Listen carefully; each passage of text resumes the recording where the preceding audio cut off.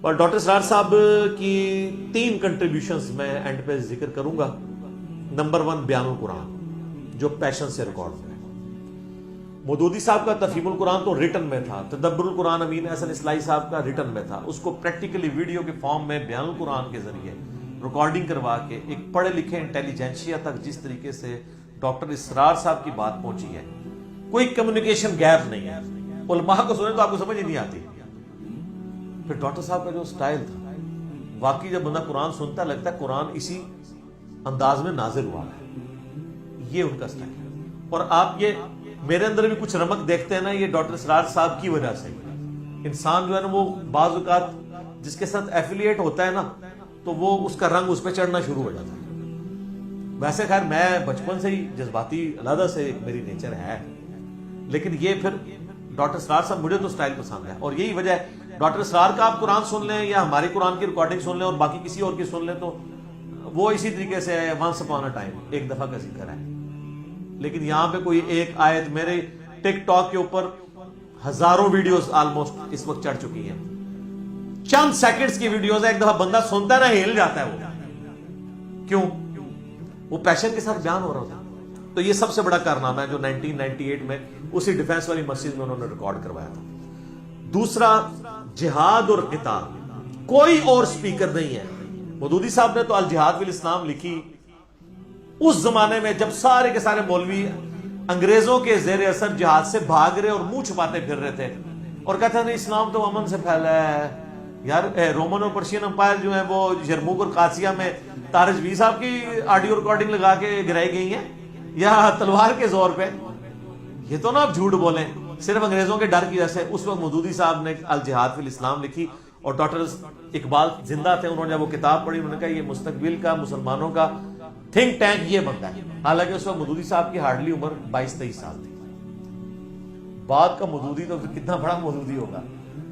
تو اس چیز کو بیان القرآن میں جہاد اور قتال کے اسلام کا سمم بونم ہے, ہائیسٹ گڈ ایمینول کانٹ کی فلسفی میں یہ قتال ہے. یہ پیشن اگر دیکھا نا ہم نے سپیکرز میں تو صرف ڈاکٹر اسرار صاحب ہے. باقی لوگ تو یہ بات کرنا ہی چھوڑ گئے, کوئی بھی نہیں ڈرتے ہوئے بات ہی نہیں کرتا کہ کوئی آ کے جو ہے وہ نامعلوم افراد ہی اٹھا کے نہ لے جائے جہاد اور قتال پہ بات.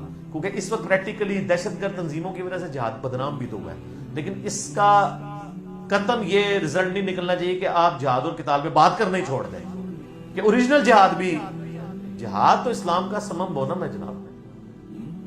اس کے بغیر تو یہ اسلام کی ریڑھ کی ہڈی ہے. تو یہ ڈاکٹر اسرار صاحب کو میں کریڈٹ دیتا ہوں. اور ڈاکٹر اسرار صاحب کے اپنے نظریات آپ نے اگر دیکھنے ہو, ان کی زندگی کا پیشن دیکھنا ہو تو ایک دن جیو کے ساتھ سہیل وڑائٹ صاحب نے ریکارڈنگ کی تھی 2003-2004 کے اندر. وہ یوٹیوب پہ رکھی ہے, یوٹیوب پہ 2009 میں اپلوڈ ہوئی اکتوبر میں. ریکارڈنگ وہ پہلے کی ہو چکی تھی. وہ کمال ہے, وہ 22 منٹ کی ہے ٹوٹل ریکارڈنگ, کیونکہ اشتہار کے بغیر انہوں نے اپلوڈ کی ہوئی ہے. مختلف لوگوں نے آپ لکھیں ایک دن جیو کے ساتھ ڈاکٹر اسرار, کمال, آپ کو مزہ آئے گا وہ دیکھ کے.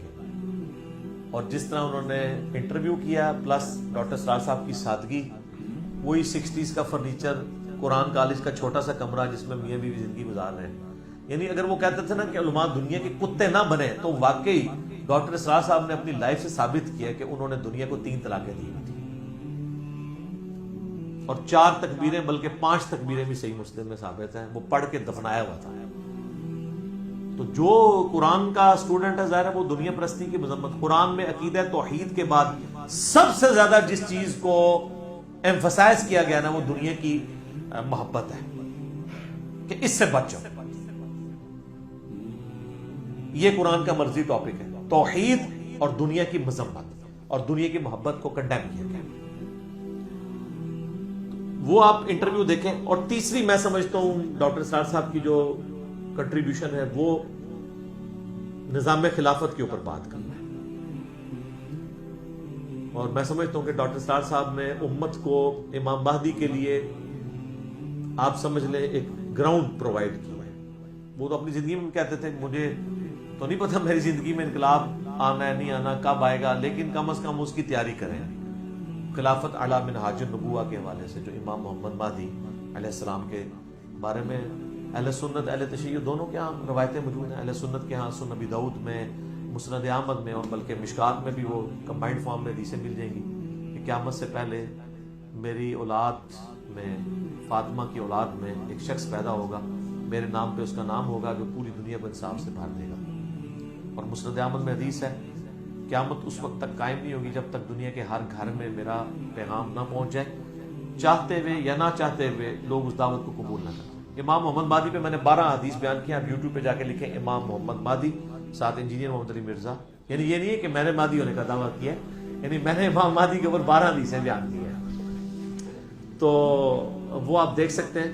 تو یہ مہدی کے حوالے سے، اسی طریقے سے اینڈ آف ٹائم کے حوالے سے، اور انٹرنیشنل پالیٹکس، یہود و نصارہ کی قیامت کے قریب کیا کیا حالات ہوں گے، اس حوالے سے جو ڈاکٹر اسرار صاحب کی گرفت تھی نا، کسی اور کی تھی. اور یقین کریں آج یہ کورونا اور یہ ساری 5G سازش اور فلاں فلاں یہ جو چیزیں نا، آج ڈاکٹر اسرار صاحب کی کمی محسوس ہو رہی ہے.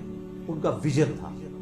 اسرائیل، امریکہ، انڈیا، یہ کیا کیا سازشیں پاکستان کے مسلمانوں کے خلاف کر رہے ہیں، ان چیزوں کو وہ بڑی دلیری کے ساتھ ہائی لائٹ کرتے تھے. اور اپنے حکمرانوں سے بھی نہیں وہ ڈرتے تھے. 2 بڑے ڈکٹیٹر کا زمانہ انہوں نے پایا ہے، ضیاء الحق کا اور مشرف کا، اور انہوں نے بڑی زور لگایا کہ ان کو اپنی کابینہ میں شامل کیے ہیں. ضیاء الحق کے ساتھ شامل ہوئے، کچھ دنوں بعد چھوڑ دیا. انہوں نے کہا میں منافقت نہیں کر سکتا.